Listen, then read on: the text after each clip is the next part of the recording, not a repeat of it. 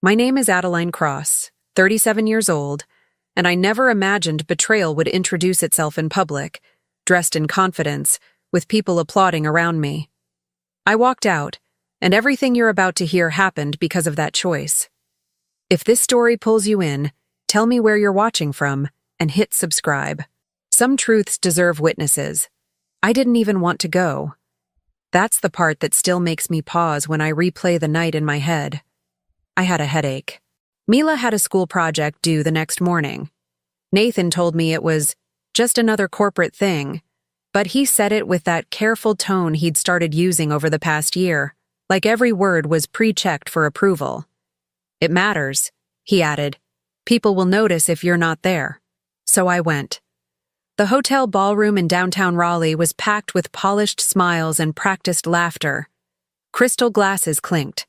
A string quartet played something light and forgettable. Banners with the company logo hung from the walls, all navy and silver. The kind of branding that screams stability without saying anything real. Nathan looked good, too good. Tailored suit, confident posture, the version of my husband he reserved for rooms full of people who didn't know him. He kissed my cheek when we arrived, quick and distracted, already scanning the room for someone more important than me. I told myself I was being paranoid. We split up the way couples do at these things. I drifted toward the back, greeting familiar faces, smiling on autopilot. Nathan moved closer to the front where the executives and donors gathered. That's when I saw her. Corinne Hale. I'd seen her picture before. Company website, press releases, always composed, always immaculate. In person, she was sharper somehow. Mid-40s, blonde hair pulled into a sleek knot, posture that said she was used to being listened to. She stood beside Nathan like she belonged there. At first, it didn't register as anything more than professional proximity. She was his boss. Of course they'd be talking. Of course they'd be standing close. I took a sip of champagne and tried to relax. Then I heard her laugh. It wasn't loud, but it carried. Confident. Familiar. I still can't believe how well you handled everything, she said, her hand resting lightly on Nathan's arm. Most men would have panicked. Nathan smiled. Not his public smile. The private one. The one he used at home when he thought no one was watching. We didn't really have a choice, he replied. It was complicated. A third voice joined in. A man I recognized as one of the board's biggest donors. Well, you two deserve credit, he said. Not everyone manages to keep things so discreet, especially with a baby involved. The word hit me like a dropped glass. Baby. I didn't move. I didn't breathe. I stood there with my champagne halfway to my lips, suddenly aware of how loud the room felt, how bright the lights were. Corinne tilted her head, smiling politely. We've done our best to keep our personal matters from affecting the company. Personal matters. The donor chuckled. Still, congratulations are in order. A new child is a blessing, even under unusual circumstances. Nathan nodded. Nodded. I waited for him to correct it, to laugh it off, to say there'd been a misunderstanding. He didn't. Something cold spread through my chest, slow and heavy. My hand started to shake, so I set the glass down on a passing tray before anyone could notice. I walked toward them. Each step felt unreal, like my heels weren't touching the floor. Conversations blurred around me, faces turning and turning away. I stopped just behind Nathan. Unusual circumstances? I said. All three of them turned. Nathan's face drained of color. Adeline, he said, too fast. I looked at Corinne. Up close, she smelled like expensive perfume and certainty. She assessed me in a single glance, eyes flicking over my dress, my posture, my expression. No surprise, no guilt. Hi, I said calmly. I'm Nathan's wife. A flicker of something crossed her face. Not shock. Calculation. Yes, she replied smoothly.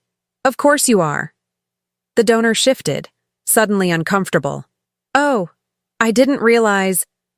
You didn't realize my husband had a child? I asked. My voice was steady, even as my heart pounded, because I didn't realize that either. Silence rippled outward. Nearby conversations stalled. A few heads turned in our direction. Nathan swallowed. This isn't the place. When exactly was the place? I asked him. Before or after the baby was born? Corinne straightened. Adeline, I understand this is upsetting, but… Don't, I said, holding up a hand. I looked back at Nathan. How old? He stared at the floor. How old is the child? I repeated. 8 months, he said quietly. 8 months. I did the math without trying. The late nights, the sudden business trips, the period when he'd claimed he was under too much stress to come home before midnight. Mila had been 10 at the time. I felt something snap. Not loudly, not dramatically. Just a clean internal break. So this, I said, gesturing between them, is why you missed her recital, why you forgot her birthday dinner, why you told me I was overreacting when I asked if something was wrong. Nathan reached for me. I stepped back. People were openly watching now. A few phones lifted, subtle but unmistakable. Corinne cleared her throat. We should discuss this privately. No, I said. I think public honesty suits the moment. I turned to the donor. You mentioned discretion. Was that company policy or just personal convenience? His mouth opened, closed. I don't think… Right, I said. Because from where I'm standing, it looks like a senior executive had a relationship with a subordinate, fathered a child, and expected his wife to find out at a cocktail party.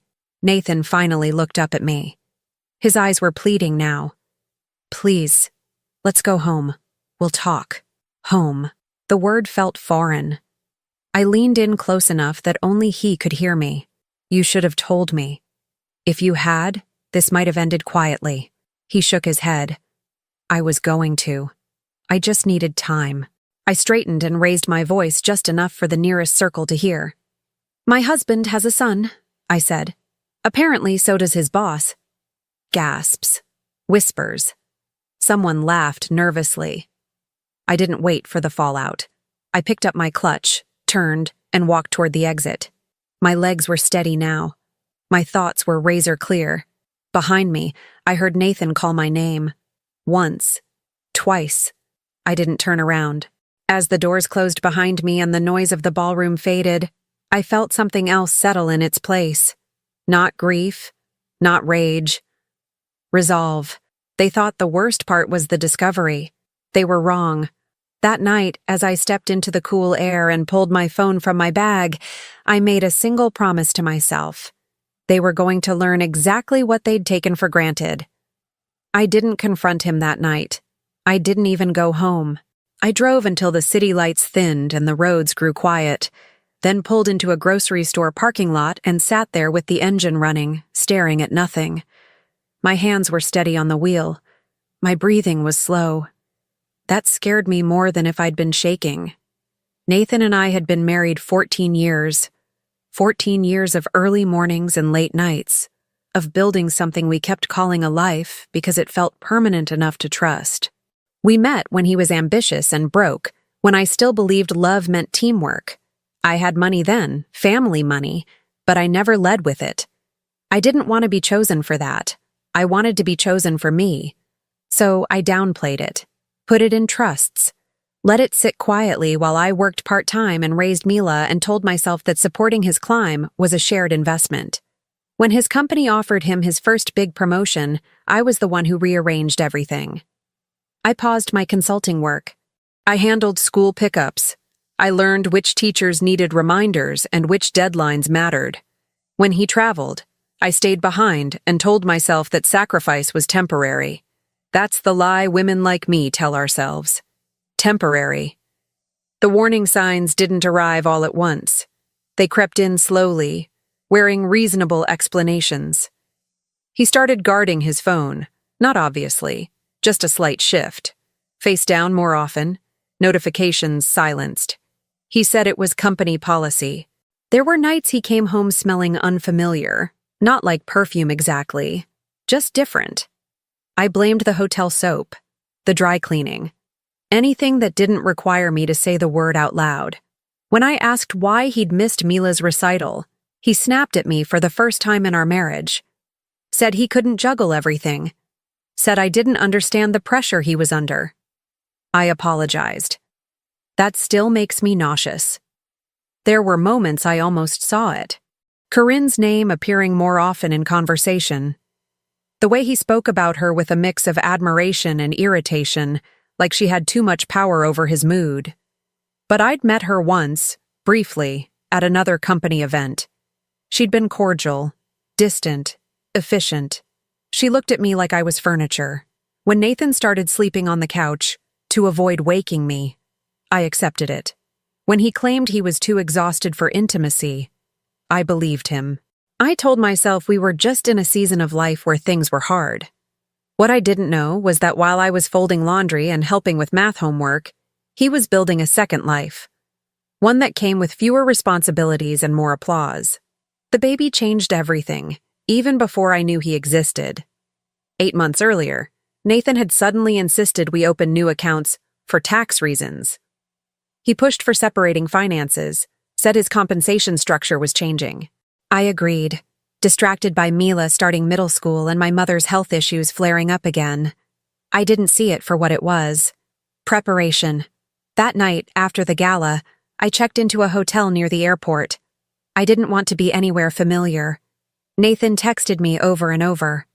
Apologies, explanations, promises to explain everything when you're ready. I didn't respond. Instead, I called the one person who'd never sugarcoated things for me. My older sister, Rowan. She answered on the second ring. "Where are you?" she asked. "I found out Nathan has a child," I said. There was a pause. Not shock, not disbelief. "I was afraid of that," she said quietly. The words landed harder than anything I'd heard that night. "You knew?" I asked. "I suspected," she replied. I didn't have proof, but I saw the shifts, the excuses, and I heard something a few months ago. I closed my eyes. "What did you hear?" "One of my clients works in HR.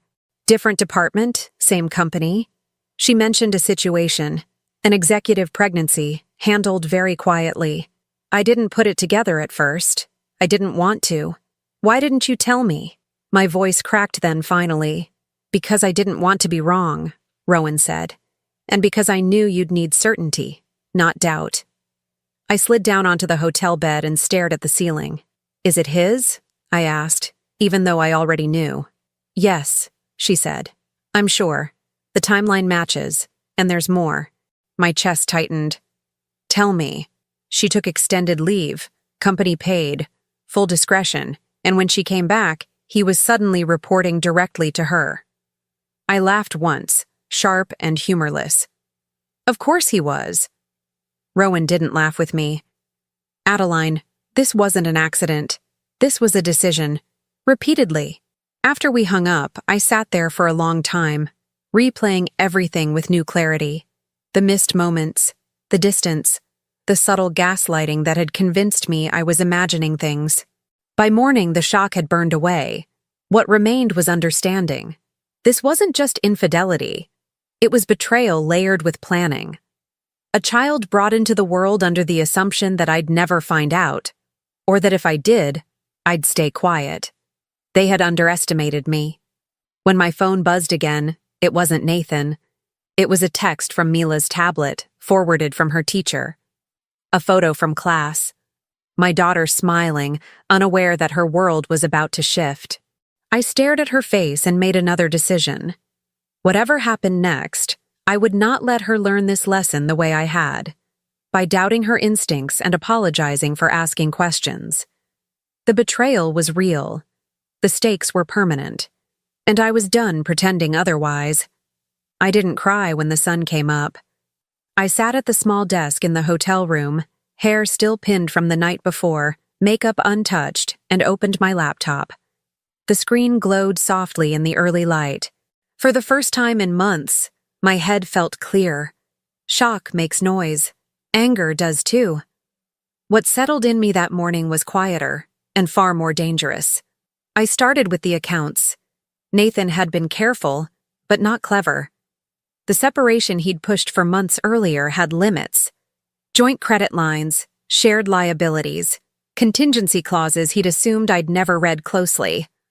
I logged in, verified balances, and froze what I could. Where I couldn't freeze, I flagged. Where I couldn't flag, I documented. Then I called my attorney. She picked up immediately. I hadn't used her in years, but she still recognized my voice. "I need you today," I said. "And I need discretion." There was a pause. "What happened?" "My husband had a child with his boss." Another pause. Longer. "All right," she said calmly. "Let's protect you." We reviewed the trust documents I'd signed a decade earlier, the ones Nathan barely glanced at back when he thought paperwork was just noise. My family's assets weren't marital property. The company interests were insulated. The house was more complicated, but not impossible. By the time we hung up, a plan existed. Not revenge. Structure. I checked out of the hotel and drove home mid-morning, timing it between school drop-off and lunch. Nathan's car wasn't in the driveway. Good. I walked through the house slowly, seeing it with new eyes. The framed photos, the furniture I'd chosen, the life I'd subsidized. I packed efficiently. Clothes first, documents second. Jewelry last.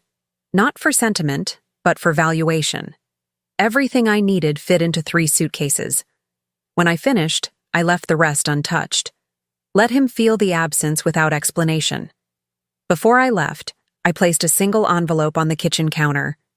Inside were copies, only copies, of the account freezes, the attorney's contact information, and a typed note with one line. "Do not move money. Do not contact me directly. Communicate through counsel." Then I locked the door behind me. From there, I went to Mila's school. I didn't tell her everything. I didn't need to. Children don't need details. They need stability. "We're staying with Aunt Rowan for a bit," I said lightly. "It'll be like a sleepover." She nodded, trusting me the way only a child can. That trust hardened something inside my chest. I would not fail her. That afternoon, I made 3 more calls. The first was to the realtor who'd sold us the house years earlier. I didn't explain why. I didn't need to. I asked for comps and a quiet valuation. She understood the word quiet. The second was to the accountant who managed my trusts. I asked for updated reports, current exposure, and confirmation that no changes had been made without my authorization. None had. The third call was the most important. I asked for a meeting with the board liaison I'd never met in person, the one whose job was to act as a buffer between ownership and operations. "I'm ready to be visible," I said. There was silence on the other end. Then, carefully, "Understood." By late afternoon, my phone finally rang again. Nathan. I watched it buzz on the table, his name flashing insistently. He called 3 times. Then he texted, "Please, just tell me where you are. We need to talk." I didn't reply. Instead, I forwarded his message to my attorney and turned the phone face down. At 7 that evening, Rowan poured me a glass of water and sat across from me at her kitchen table. "You're very calm," she said. "I'm done being confused," I replied. As if summoned by the words, my phone buzzed again. This time it wasn't pleading, it was panic, a voicemail notification, then another, then a message sent in all caps. "Why can't I access the accounts?" I stared at the screen, feeling nothing but certainty. Nathan was just beginning to understand, and I was already several steps ahead. The fallout didn't explode all at once. It spread. Slowly at first, like a pressure change no one could quite explain. Then faster, sharper, until it reached everything Nathan had built his sense of safety around. By the second morning at Rowan's house, his messages had shifted from confusion to accusation. "You had no right. This is extreme. You're hurting our daughter." I didn't answer any of them. What I did answer were emails. My attorney forwarded his first formal response just before noon. He was requesting temporary access to joint funds, claiming hardship. The phrasing was almost laughable. Nathan had always been good at sounding reasonable, even when he wasn't. The denial went out an hour later. At work, the consequences arrived faster. Corinne's office had gone quiet overnight. The kind of quiet that follows a closed-door meeting where nothing is written down but everything is understood. An internal review was announced under the bland heading of Conflict of Interest Compliance. Nathan wasn't mentioned by name, but he didn't need to be. He called me again when he realized his corporate card no longer worked. This time, I listened to the voicemail. "Adeline," he said, breathless. "Something's wrong. My access is limited. They pulled me out of a meeting this morning. I need you to talk to your lawyer and fix this. You're overreacting. Overreacting." The word landed flat. By midweek, the social effects began. Mutual friends stopped texting in groups and started reaching out individually. Carefully, testing the ground. "Are you okay? I heard something strange. Please tell me it's not true. If you need anything." I responded to none of it. Silence has a way of doing its own work. Corinne wasn't silent. She sent me an email from a private address, carefully composed, politely predatory. "Adeline, I regret that you found out this way. I want you to know this was never meant to hurt you or your daughter. Nathan and I care deeply about each other, and our child deserves stability. I hope we can approach this with maturity. I read it once. Then I forwarded it to my attorney and archived it. 2 days later, she took a leave of absence. Official reason? Personal matters. Unofficial reality. The board didn't want her visible while questions were being asked. Nathan, meanwhile, was unraveling. He showed up at Rowan's house unannounced that Friday evening. I saw him through the window, standing on the sidewalk like a stranger, tie loosened, jacket in his hand. He rang the bell twice before Rowan answered. I didn't go downstairs. I listened as he tried to sound composed. "She won't talk to me," he said. "I just want to see Mila." Rowan didn't raise her voice. She didn't need to. "You'll go through the proper channels," she replied. "And you'll leave." There was a pause. Then his voice cracked. "I made a mistake." "No," Rowan said. "You made a series of choices." The door closed. That night, my attorney called. "They've requested mediation," she said. "Sooner than expected." "Who?" I asked. "Your husband's company and his boss's legal team. Separately." I leaned back against the couch, staring at the ceiling. That was fast. "They're afraid," she said. "They should be." By the weekend, the rumor mill was fully awake. Someone leaked the existence of the baby. Not names, not details, just enough to create speculation. Corinne's reputation for control began to fracture. Nathan's for reliability followed close behind. And then came the first desperate move. Sunday night, close to midnight, my phone rang from an unknown number. I didn't answer. A text followed seconds later. "I'll do anything. Please, just talk to me." I watched the screen go dark after I locked it. They'd assumed I would panic, that I'd beg for explanations, that I'd be too shocked to act. They were wrong. The consequences had started, and I wasn't done watching them unfold. The invitation arrived on a Monday morning. Mandatory mediation, neutral location, attorneys present. No surprises, according to the language. The meeting was scheduled in a private conference room at the company's downtown office, the one Nathan had worked in for 7 years without ever realizing who ultimately signed off on the lease. I arrived 10 minutes early. Not to intimidate, to observe. Nathan was already there, pacing near the windows, phone pressed to his ear. He looked smaller somehow, less polished. His suit didn't sit right anymore, like it belonged to someone else. Corinne sat at the table, back straight, hands folded, her expression carefully neutral. She didn't look at me when I walked in. That was the first crack. The mediator stood, smiling tightly. Introductions were made. Attorneys nodded to one another. Then the board liaison entered last, carrying a slim folder. The room settled. "Before we begin," the liaison said, "there's a clarification we need to make for the record. Corinne finally turned toward me. Her eyes narrowed, just slightly. This mediation involves interests that extend beyond personal matters, the liaison continued. As such, the majority stakeholder has requested to be present. Nathan frowned. Majority stakeholder? The liaison looked at me. Ms. Cross? I stood. The chair scraped softly against the floor. Every sound felt amplified. I don't work here, I said calmly. So I understand the confusion. Nathan stared at me, his face blank. I also don't attend board meetings, I continued. I don't involve myself in daily operations. That was intentional. I preferred distance. Corinne's lips parted. Just a fraction. But ownership is another matter, I said. And ownership doesn't disappear just because it's quiet. The liaison placed the folder on the table and slid it forward. Adeline Cross is the controlling shareholder of the holding trust that acquired this firm 3 years ago, he said. She holds 61%. The silence that followed wasn't dramatic. It was absolute. Nathan looked from the folder to me, then back again, as if the words needed to rearrange themselves into something survivable. That's not, he started. True? I finished for him. It is. Corinne finally spoke. This is highly inappropriate, she said sharply. You should have disclosed. I wasn't required to, I replied. Disclosure obligations work downward, not upward. Her composure cracked then, just enough to show panic. The mediator cleared his throat.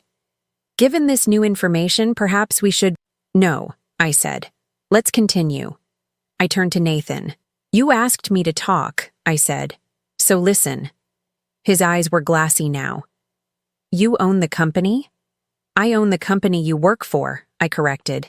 Not the one you thought you were loyal to. A few people shifted uncomfortably. Someone coughed. You hid a child, I continued. You hid a relationship.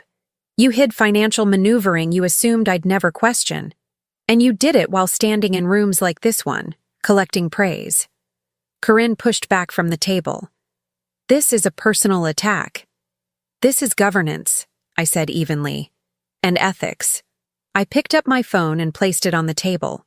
I won't discuss custody or divorce here, I said. That's already in motion. What I will say is this. Effective immediately, both of you are under formal review. Nathan shook his head slowly. You're doing this to punish us. I met his eyes. No, I'm doing this because you forgot who you were accountable to. Corinne stood. You can't. I can, I said. And I am. The mediator finally found his voice. Perhaps we should adjourn. There's nothing left to mediate, I said. Not here. I gathered my bag and turned toward the door. Behind me, Nathan's voice broke. Adeline, please. I stopped just short of the exit. I didn't ruin your life, I said without turning around. I stopped protecting it. Then I walked out. By the time the elevator doors closed, my phone was already vibrating with messages. Whispers were becoming statements.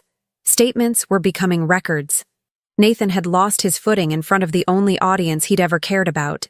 And this time, there was no way to spin what everyone had just seen. They tried to control the story. That was their first mistake. Within 24 hours of the mediation, Nathan's name disappeared from internal directories. Corinne's leave became indefinite. Official statements were drafted and redrafted, scrubbed of anything resembling truth. But silence doesn't stop speculation. It invites it. The first post appeared on a Tuesday morning. Anonymous, short, careful. Funny how a senior executive takes personal leave right after conflict of interest rumors surface. Even funnier when her direct report is suddenly sidelined. It didn't name them. It didn't have to.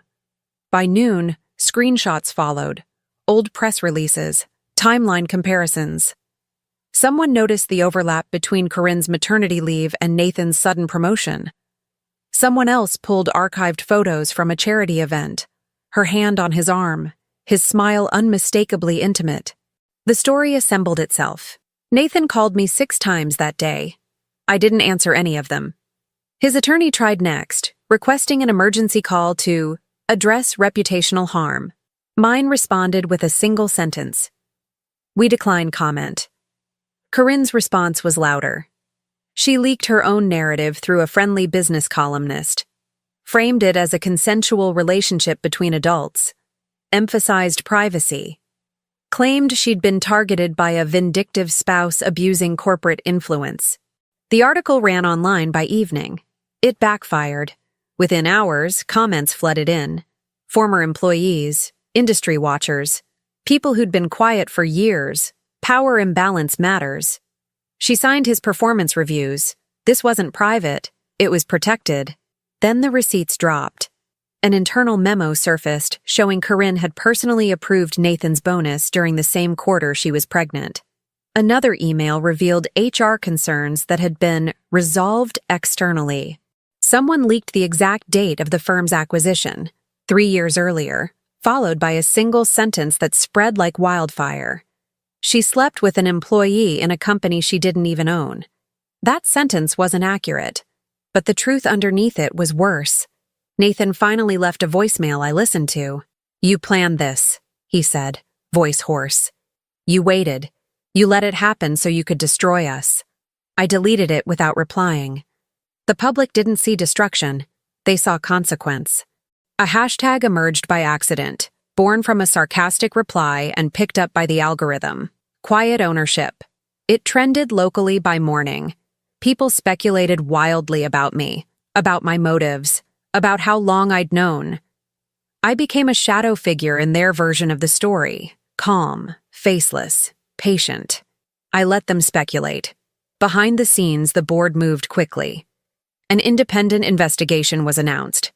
Outside counsel retained. Statements released emphasizing values and accountability. Nathan's professional credibility collapsed in real time. He'd been the safe choice, the dependable one. Now he was a liability no one wanted attached to their name. Corinne attempted one last maneuver. She reached out directly, bypassing attorneys, sending a message through a mutual acquaintance. "We can still contain this if you're willing to step back. Step back." I forwarded the message to the board and blocked the number. By the end of the week, the company's largest client suspended negotiations pending the investigation. A speaking engagement Corinne had scheduled for the following month quietly removed her name from the program. Nathan's face appeared in an industry blog, cropped awkwardly from an old group photo, captioned with a question mark. What went wrong? That question followed him everywhere. And then came the moment that ended any chance of recovery. An internal compliance report, sanitized but unmistakable, was leaked to a trade publication. It didn't editorialize. It didn't accuse. It simply listed dates, approvals, and policy violations. Facts don't shout. They don't need to. By the time the article finished circulating, Nathan was no longer calling.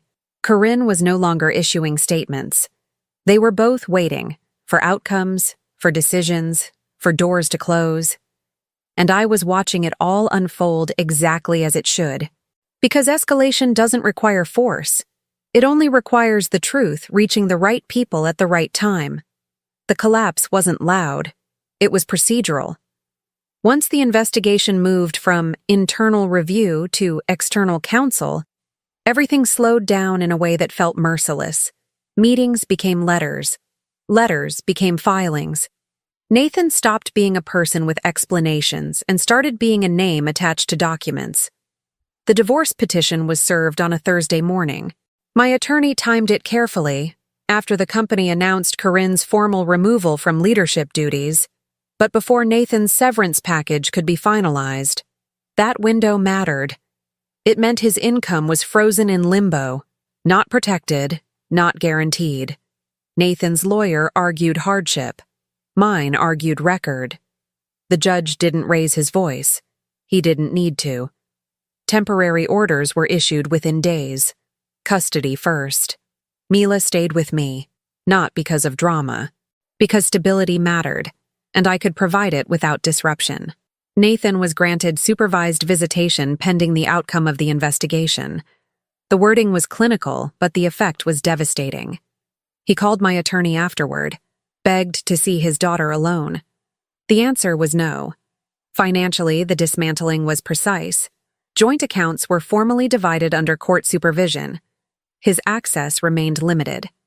My trusts remained untouched. The house went on the market quietly, priced to sell, not to linger. The judge authorized it after reviewing asset disclosures that painted a very clear picture of who had funded what. Nathan had assumed the house was his safety net.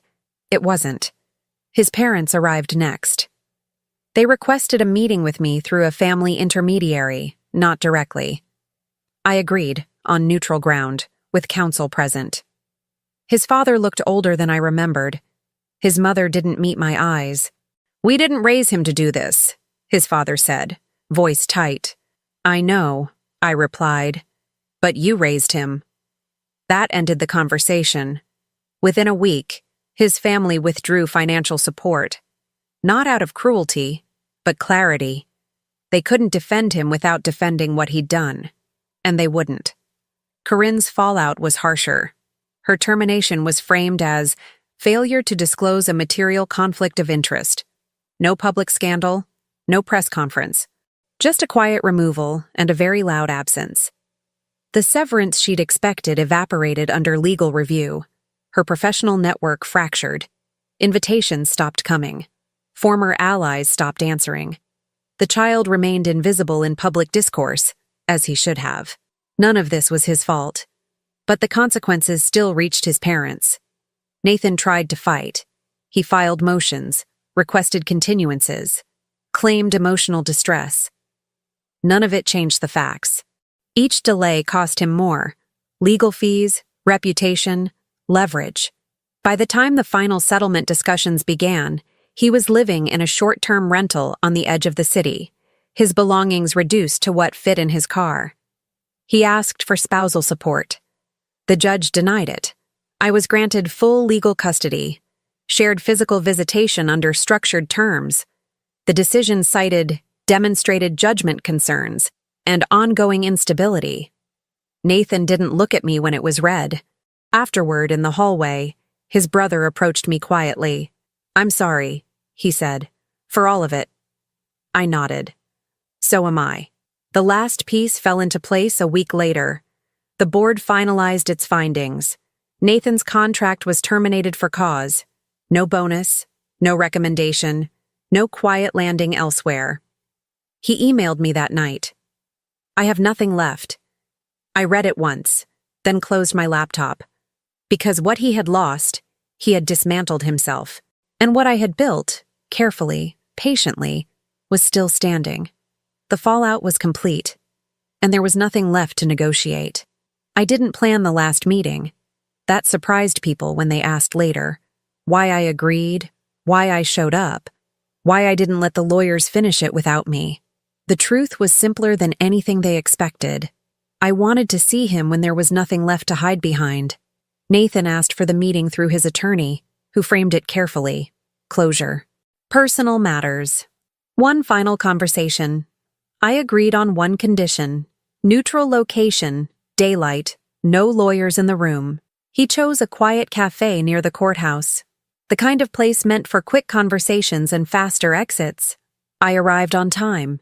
He was already there, seated near the window, shoulders slumped, coffee untouched. For a moment, I barely recognized him. The confidence was gone. The posture that once took up space had folded inward, like he was trying not to be noticed. I sat across from him and placed my phone face down on the table. "This is your time," I said. "Say what you came to say." He looked at me for a long second, as if waiting for something: anger, tears, accusation. When none of it came, his voice cracked. "I ruined everything." I didn't respond. "I didn't mean for it to go this far," he continued. "I never planned for it to hurt you. Or Mila. You planned every step except the consequences," I said evenly. He nodded, eyes wet. I was weak. "No," I said. "You were comfortable." That landed harder. "I loved you," he said quickly, desperately. "I still do." I leaned back slightly. "You loved what I made possible. You loved being supported without being questioned." "That's not fair." he whispered. It's precise, I replied. He pressed his hands together, knuckles white. Corinne's gone. My job is gone. I don't even recognize my life anymore. I met his eyes then. Good. The word stunned him. I didn't do this to punish you, I continued. I did it to stop lying. To myself, to our daughter, to the world you were allowed to manipulate. He swallowed. I just want a chance to fix things. There is no fixing, I said. There is only ending. He flinched. I'm not your enemy, I added, but I am no longer your shelter. Silence stretched between us. Outside, a bus passed, its reflection sliding across the glass. He looked smaller now, not broken, exposed. I miss Mila, he said quietly. I know, I replied. Does she... His voice faltered. Does she hate me? No, I said. She's disappointed, and she's learning. That hurt him more than hate would have. I never wanted to be this man, he said. And yet, I said, you were willing to be him as long as no one named it. He nodded, tears finally falling. I don't have anything left to offer you. I stood. That's the first honest thing you've said. He looked up at me, panic flaring. Please, don't walk away like this. I paused, hand on the chair. You didn't lose me when I found out, I said. You lost me when you decided I wasn't worth telling. I picked up my phone. You can still be a father, I added. That part is up to you, but you will never again be my husband, my partner, or my problem. He reached out instinctively, stopping himself halfway. Adeline, he said. I don't know who I am without you. I finally allowed myself to look at him fully. That, I said calmly, was never my responsibility. I turned and walked toward the door. Behind me, he didn't call my name. He knew better now. Outside, the air was crisp, the afternoon ordinary and bright. I stood for a moment on the sidewalk, breathing it in, feeling the weight lift. Not all at once, but enough. Some endings are loud. This one was final, and I didn't look back. Time doesn't heal everything, but it does reveal what lasts.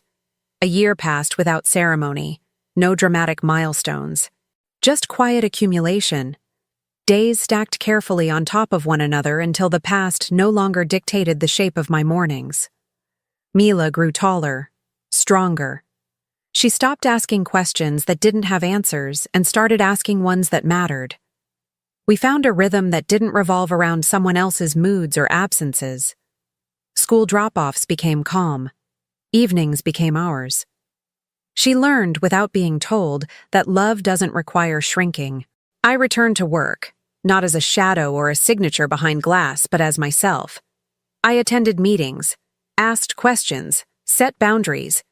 People adjusted quickly when they realized clarity wasn't negotiable. The company stabilized. New leadership, new tone. The crisis became a case study, then a footnote. Nathan faded faster than I expected. At first, his name still appeared in the wrong places.